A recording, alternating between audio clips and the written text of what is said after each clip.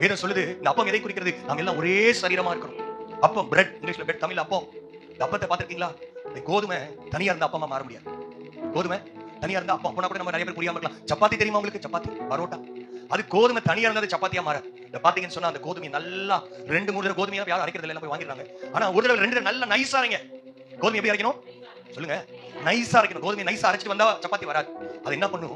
இங்கிலீஷ்ல, தமிழ்ல சல்லடையில போட்டு நல்லா சொல்லுங்க, நல்லா சலிக்கணும். நான் சப்பாத்தி செய்யறது எப்படி சொல்லு, நான் சொல்ல பாயிண்ட் நீங்க மறந்துடாதீங்க. நல்லா சலிச்சிட்டு ஃபைன் பவுடர் ஆனவனே தண்ணி ஊத்தி அதை நல்லா பிசைவான். ஒன்னோட ஒண்ணு அது என்ன ஒட்டாம இருந்துச்சுன்னா, நீங்க ஹோட்டல் எல்லாம் பாத்தீங்கன்னா என்ன பண்ணுவாங்க? அந்த மாவை தூக்கி ஒரே அடி, ஒன்னோட ஒண்ணு ஒட்டிருச்சா, ஐக்கியம் ஆயிடுச்சா? அப்பயும் சிலதெல்லாம் ஐக்கியம் ஆகாது. ஒரு கட்டை ஒண்ணு வச்சிருப்பான் பாருங்க, எடுத்து ஒரே அடி நாலா பக்கமா அடிக்க எவ்வளவு அடிக்கிறானோ அவ்வளவு சாஃப்டா ஆயிரும் இந்த அப்பம். அல்லேலூயா. அதெல்லாம் தாண்டி அந்த ப்ராசஸ் எல்லாம் ஸ்கிப் பண்ணி ஒரு சப்பாத்தி பிளேட்டுக்கு வந்தோம். அதை எடுத்து சாப்பிடுறப்ப தெரியாம ஒரே ஒரு கோதுமை அப்படியே வந்துருச்சு. கோதுமை தானே சப்பாத்தி வந்துச்சு, ஆனா ஒரு கோதுமை அப்படியே வந்துருச்சு. என்ன பண்ணுவோம்? சாப்பிடறப்போ ஒரு கோதுமை நல்லதான் கோதுமை அப்படிங்களா?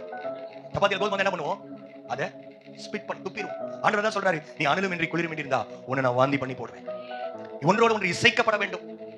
ஐக்கியம் சபையில ரொம்ப ரொம்ப முக்கியம். எந்த எப்பேற்பட்டவங்களா, எந்த ஜாதியா இருக்கலாம், எந்த பிறப்பா இருக்கலாம், படிச்சவங்களா இருக்கலாம், படிக்காதவங்களா இருக்கலாம், பணக்காரங்களா இருக்கலாம், ஏழை யாரா வேணா இருந்தா இருக்கலாம். ஆனா நாம் எல்லாரும் ஒரே சரீரமாய் மாற்றப்படுகிறதா இந்த தேவனுடைய பந்தி நமக்கு சொல்லி தருகிறது.